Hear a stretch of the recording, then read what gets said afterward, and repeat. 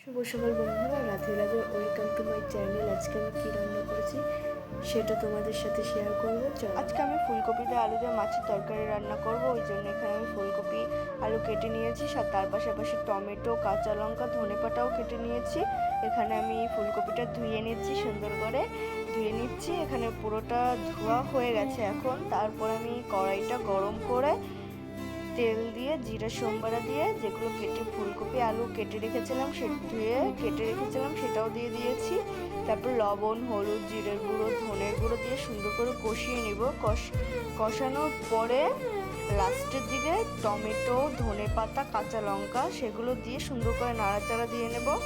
ভালো মতো একটু কষিয়ে নেব। তারপর গরম জল করে রেখেছিলাম সেটাও দিয়ে দেওয়ার পর নাড়াচাড়া করে নেব। এখানে টকবক উঠে গেছে জলে, তারপরে আলুটা সিদ্ধ হয়ে গেছে। আলু কটা উঠিয়ে এখানে আমি গলিয়ে দিয়েছি। তারপরে মাছটাও দিয়ে দিলাম। তোমাদের সাথে গল্প করতে প্রায় আমার তরকারিটাও শেষের দিকে। ভালো লাগলে লাইক, কমেন্ট, শেয়ার করো।